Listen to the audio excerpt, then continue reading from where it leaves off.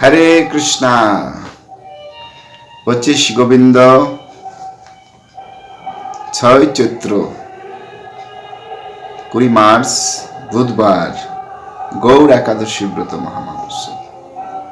তো হরে কৃষ্ণ, সকলেই এই গৌর একাদশীর ব্রত পালন করবেন এবং 8 থেকে 80 সকলের জন্য একাদশী। সে বিধবা হোক, সদাবা হোক, বাচ্চা হোক, বুড়ো হোক, যার বয়স 8 হয়ে গেছে, সেই থেকে 80 বছর অবধি সকলেরই একাদশী ব্রত পালন করা উচিত। কারণ একাদশ শাস্ত্রে বলেছেন আমরা অনেক ব্রত করি, সোমবার, মঙ্গলবার, বুধবার, শুক্রবার, রবিবার। তো এই ব্রত হাজার লক্ষ কোটি করলে যা ফল হবে, এক একাদশী তার সমান হবে না, তার চেয়ে বেশি ফল লাভ হবে। তাই সকলে একাদশী ব্রত পালন করুন, কারণ এই ব্রত হচ্ছে সমস্ত ব্রতের মধ্যে শ্রেষ্ঠ ব্রত। তাই সকলে একাদশী ব্রত পালন করুন এবং অবশ্যই একাদশীর দিন পঞ্চরবি শস্য বর্জন করুন। ধান থেকে যা কিছু হয়, গম থেকে যেভাবে হয়, তেল বীজ যেমন সর্ষের তেল, সয়াবিন তেল, ডাল, আপনার সমস্ত প্রকার ডাল, তারপরে মটর এবং বিভিন্ন রকমের যে মটরশুঁটি বা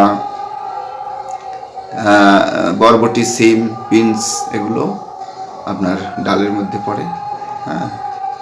আর জব ভুট্টা দিয়ে যা তৈরি, সেটা অবশ্যই 5টা জিনিস বর্জন করুন।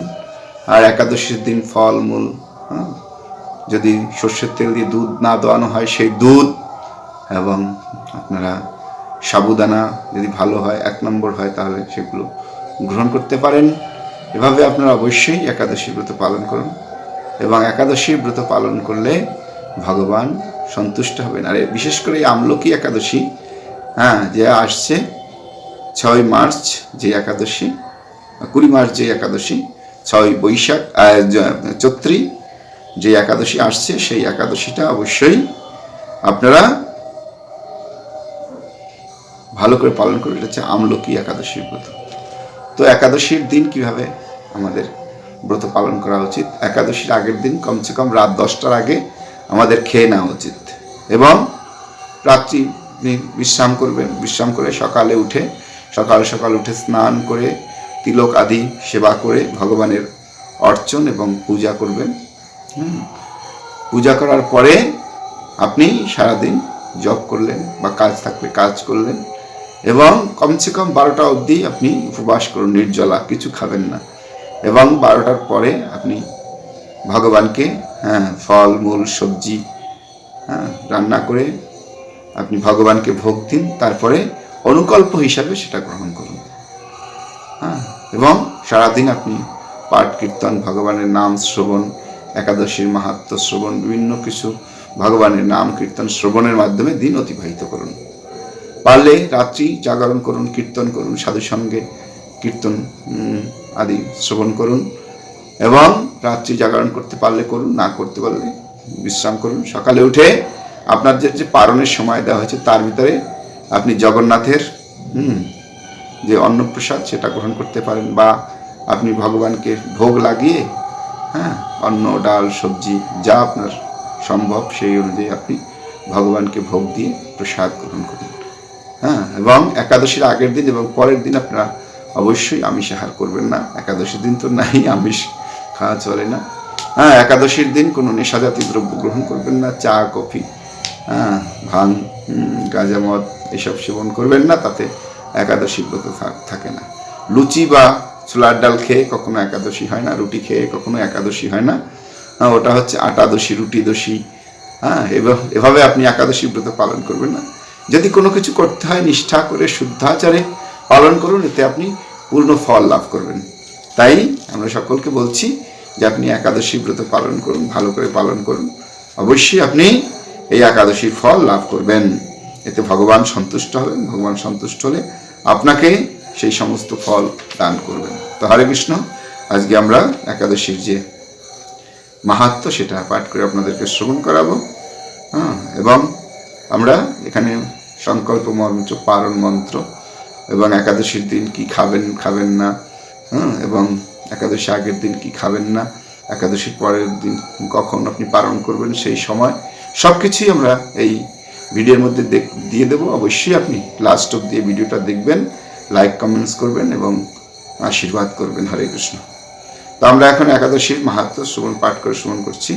যুধিষ্ঠির বললেন, হে কৃষ্ণ, মহাফলদাতা বিজয়ী একাদশীর কথা শুনলাম। এখন ফাল্গুন মাসের শুক্লপক্ষের একাদশীর যে নামে বিখ্যাত তা বর্ণন করুন। শ্রীকৃষ্ণ বললেন, হে মহাভাগ যুধিষ্ঠির, মান্ধাতার প্রশ্নের উত্তরে মহাত্মা বশিষ্ঠ এই একাদশীর মহিমা কীর্তন করেছিলেন। আপনার কাছে এখন আমি সেই কথা বলছি। এই একাদশীর নাম আমলকি। বিষ্ণুলোক প্রদানকারী রূপে এই একাদশী বিশেষভাবে মহিমান্বিত। একাদশীর দিন আমলকির বৃক্ষতলে রাত্রি জাগরণ করলে সহস্র গাভী দানের ফল লাভ হয়। হে পাণ্ডুনন্দন, পূর্বে ব্রহ্মা রাত্রিতে দৈনন্দিন প্রলয় উপস্থিত হলে স্থাবর জঙ্গম সহ দেবতা, অসুর এবং রাক্ষস সবকিছুই বিনাশ হয়। তখন ভগবান সেই কারণ সমুদ্রে অবস্থান করেন। তার মুখপদ্ম থেকে চন্দ্রবর্ণের এক বিন্দু জল ভূমিতে পড়ে। সেই জল বিন্দু থেকে একটি বিশাল আমলকি বৃক্ষ উৎপন্ন হয়। এই বৃক্ষের স্মরণ মাত্র গোদানের ফল দর্শনে তার দ্বিগুণ এবং ফল ভক্ষণে 3 গুণ ফল লাভ হয়। এই বৃক্ষে ব্রহ্মা, বিষ্ণু আর মহেশ্বর সর্বদা অবস্থান করেন। এর প্রতিটি শাখা প্রশাখা ও পাতা ঋষি, দেবতা এবং প্রজাপতিগণ বাস করেন। এই বৃক্ষকে সমস্ত বৃক্ষের আদি বলা হয় এবং তা পরম বৈষ্ণব রূপে বিখ্যাত। অতএব এই শ্রেষ্ঠ ব্রত সকলেরই পালনীয়। এখন এই ব্রতের একটি অদ্ভুত ইতিহাস আপনার কাছে বর্ণনা করছি। প্রাচীনকালে বৈদিশ নামে এক প্রসিদ্ধ নগর ছিল। ওই নগরে চৈত্ররথ নামে একজন রাজা রাজত্ব করতেন। চন্দ্রবংশীয় পাশবিন্দুক রাজার পুত্ররূপে তিনি জন্মগ্রহণ করেন। তিনি অত্যন্ত শক্তিমান ও ঐশ্বর্যশালী ছিলেন। শাস্ত্রজ্ঞানে তিনি ছিলেন সুনিপুণ। তার রাজ্যের সর্বত্রই মনোরম আনন্দপূর্ণ এক দিব্য পরিবেশ লক্ষ্য করা যেত। প্রজারা ছিলেন বিষ্ণুভক্ত পরায়ণ, সকলেই একাদশীর ব্রত পালন করতেন। তার রাজ্যে কোনো অভাব ছিল না। এইভাবে প্রজাদের নিয়ে রাজা চৈত্ররথ সুখে দিন যাপন করতে থাকেন। এক সময় ফাল্গুনী শুক্লপক্ষে দ্বাদশীযুক্ত আমলকি একাদশী তিথি সমাগত হওয়ায় রাজ্যের সকলে এই ব্রত পালন করার সংকল্প করেন। ওই দিন প্রাতঃ স্নানের পর প্রজাদের নিয়ে রাজা ভগবান শ্রীবিষ্ণুর মন্দিরে যান। সেখানে সুবাসিত জলপূর্ণ কলস, ছত্র, বস্ত্র, পাদুকা, পঞ্চরত্ন ইত্যাদি দিয়ে সাজিয়ে ভগবানকে স্থাপন করেন। তারপর ধূপ দীপ দিয়ে যত্ন সহকারে মুনি ঋষিদের দ্বারা শ্রী পরশুরাম মূর্তি সম্বলিত আমলকির পূজা করেন। হে পরশুরাম, হে রেণুকা সুখবর্ধক, হে ধাত্রী, হে পাপ বিনাশিনী আমলকি, তোমায় প্রণাম। আমার অর্ঘ্য জল গ্রহণ করো। এইভাবে দিনে যথাবিধি পূজা, স্তব, স্তুতি, নিত্য গীত করে রাজা ভক্তি ভরে সেই বিষ্ণু মন্দিরে রাত্রি জাগরণ করতে লাগলেন। এমন সময় দৈবযোগে একটি ব্যাধ সেখানে উপস্থিত হলো। পূজার সামগ্রী সহ বহু ব্যক্তিকে একত্রিত রাত্রি জাগরণ করতে দেখে সে কৌতূহল আক্রান্ত হলো। সে ভাবল, এসব কি ব্যাপার। বিষ্ণু মন্দিরে প্রবেশ করে সে বসে পড়ল। কলসের উপর স্থাপিত বিষ্ণু মূর্তি দর্শন করে ভগবান বিষ্ণু এবং একাদশীর মাহাত্ম্য সে মনোযোগ সহকারে শুনল। সারাদিন ওই ব্যাধ কিছুই আহার করেনি। এইভাবে ক্ষুধায় কাতর হয়ে সেখানে সে রাত্রি জাগরণ করলো। পরের দিন প্রজাসহ রাজা নগরের দিকে যাত্রা করলে সেই ব্যাধ তার গৃহে ফিরে গেল। তারপর এক সময় ব্যাধের মৃত্যু হলো। একাদশীতে রাত্রি জাগরণ ব্রত প্রভাবে সেই ব্যাধ পরবর্তী জন্মে এক রাজ্যের অধীশ্বর রূপে নিযুক্ত হলো।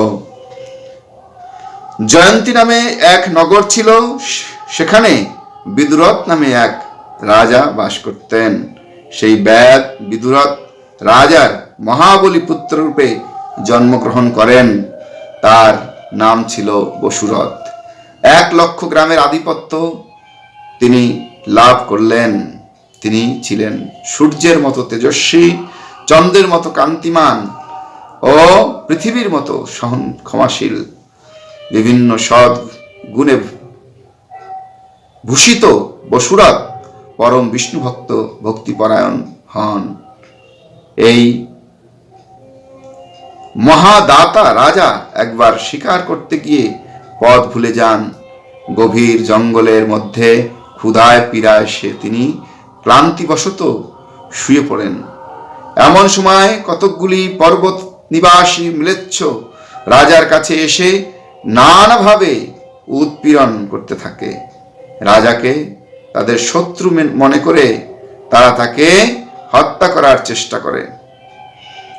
পূর্বে এই রাজা আমাদের পিতা মাতা পুত্র পৌত্র সবাইকে মেরে ফেলেছে, আমাদের গৃহচ্ছাড়া করেছে। এই রকম বলতে বলতে ম্লেচ্ছরা রাজাকে হত্যা করতে উদ্যত হন।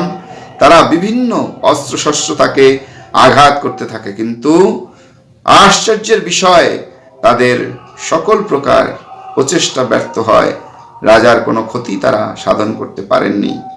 তখন রাজার শরীর থেকে নানা অলঙ্কার বিভূষিত এক পরমা সুন্দরী স্ত্রী মূর্তি আবির্ভূত হন। মহাশক্তিধারিণী ওই নারী অল্প সময়ের মধ্যেই সকল পাপী ম্লেচ্ছদের নিধন করেন। রাজার নিদ্রা ভঙ্গ হল। এই ভয়ানক হত্যাকাণ্ড দেখে রাজা অত্যন্ত বিস্মিত হলেন। তিনি বলতে লাগলেন, আহা, আমার শত্রুদের হত্যা করে কে আমার প্রাণ রক্ষা করলো? এমন কৃপালু কে আছে? আমি তার প্রতি আমার কৃতজ্ঞতা প্রকাশ করছি। এমন সময় দৈববাণী হলো, ভগবান কেশব ব্যতীত শরণাগতকে রক্ষা করার আর কে আছে? তিনি শরণাগত পালক। দৈববাণী শুনে তিনি ভক্তিযুক্ত চিত্তে গৃহে ফিরে এলেন। তারপর প্রজাসহ মহাসুখে ইন্দ্রের মতো নিষ্কপট রাজ্য ভোগ করতে লাগলেন। বশিষ্ঠ বললেন, হে রাজন, যে মানুষ এই পরম উত্তম আমলকি একাদশী ব্রত পালন করে তিনি নিঃসন্দেহে বিষ্ণুলোক প্রাপ্ত হন। তো হরে কৃষ্ণ। আমরা আপনাদেরকে একাদশীর যে মাহাত্ম্য সেটা শ্রবণ করালাম। এবার আমরা বিভিন্ন স্থানের ভারতবর্ষের একাদশীর যে পালনের সময় দিয়ে দেবো এবং সমস্ত আপনাদের যে পালনের সারা বিশ্বের পালনের সময় আপনারা স্ক্রিনে দেখে নেবেন। তো হরে কৃষ্ণ। তো 20 তারিখ একাদশী, 20 মে, 20 মার্চ একাদশী, 21 তারিখ হচ্ছে দ্বাদশী বা পারণ অবশ্যই সময় মতো করবেন। তো এবার পারণের সময় খুব অল্প, দেখে নেবেন আপনারা।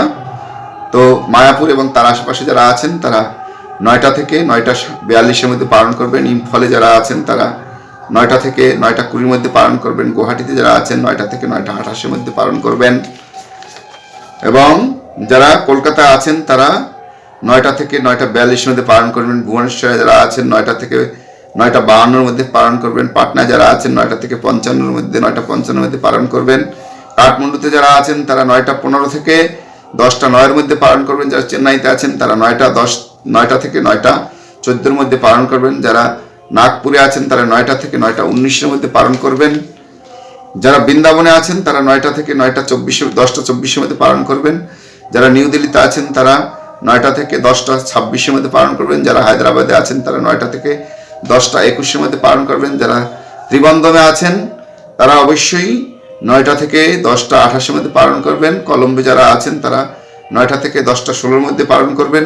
যারা ব্যাঙ্গালোরে আছেন তারা 9টা থেকে 9টা 25-এর মধ্যে 10টা 25-এর মধ্যে পালন করবেন। যারা মুম্বাইতে আছেন তারা 9টা থেকে 10টা 44-এর মধ্যে পালন করবেন। যারা আহমেদাবাদে আছেন তারা 9টা থেকে 10টা 45-এর মধ্যে পালন করবেন। যারা উদমপুরে আছেন তারা 9টা থেকে 10টা 35-এর মধ্যে পালন করবেন। যথাসময়ে আপনারা পালন করবেন এবং একাদশী ব্রত পালন করবেন। হরে কৃষ্ণ। একাদশী ব্রত মহা উৎসব কি যায়। অবশ্যই সকলে যারা শেষ পর্যন্ত দেখেছেন তারা লাইক, কমেন্টস, শেয়ার অবশ্যই করবেন। হরে কৃষ্ণ। সাবস্ক্রাইব করবেন।